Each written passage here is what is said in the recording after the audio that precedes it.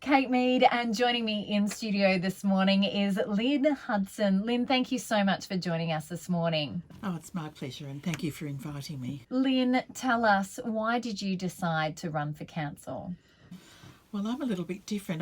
My husband and I have chosen to live here, and we've been here since 2018, so we're probably the newcomers here. But what we do have to offer is we have no entrenched relationships here, so that's really one of my significant points of difference. Look, we all know the fabulous attributes of the great southern coastal area, and the area beyond Warrnambool. It's bountiful, it's beautiful, and I think it has almost limitless potential.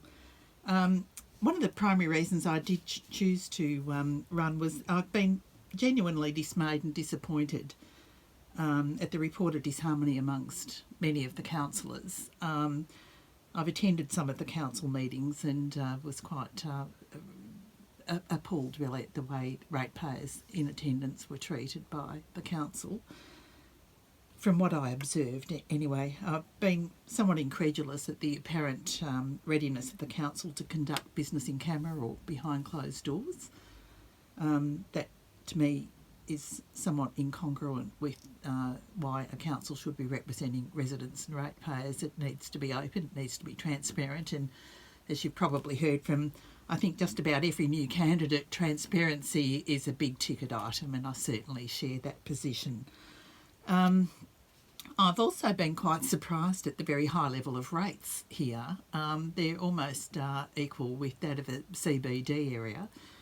I'm very surprised about that. I'm building a new home here. It's reasonably substantial, but in dealing with the tradies and the artisans that are doing work for us, none of them know me, none of them know I'm even standing for candidate. But what seems to be coming through is they're concerned about, in their view, a lack of transparency in the tender processes of council.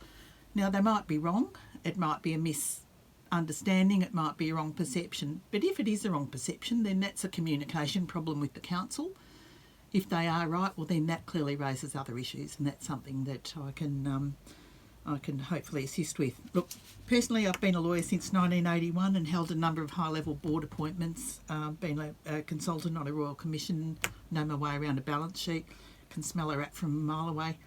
Run my own legal practice for quite a while, and as I say, no entrenched relationships, but I'm very good at understanding issues and trying to achieve a balanced, reasonable approach, and I know when to fold, and communication is a key strength of all good lawyers. So hopefully, I'm retired now, but that's something I can bring. And Lynn, what is your vision for the future?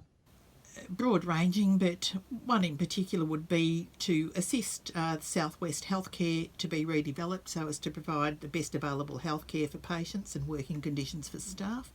I note there's no dedicated cardiac unit here, and major cardiac patients need to be transported to Geelong for care.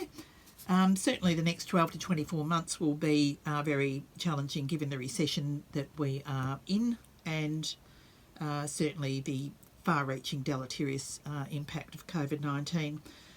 Shorter term, I'd like to try and restore confidence, trust and faith in the council, sensible spending, cut costs where we can, such as a review of travel and use of external consultants. I think we need to stop talking about the harbour foreshore and start doing something practical. I don't know for sure, but I imagine that there's a plethora of consultants' reviews, committee reports and whatnot.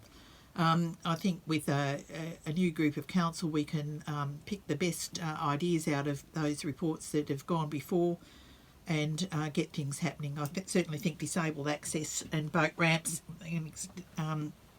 and minimisation for erosion, maybe even commercial fishing in the future. But they're the sorts of things I'll be looking at. Lynn, thank you so much for joining us this morning, and we wish you all the best for the upcoming election. Well, thank you, Kate, and thank you, listeners.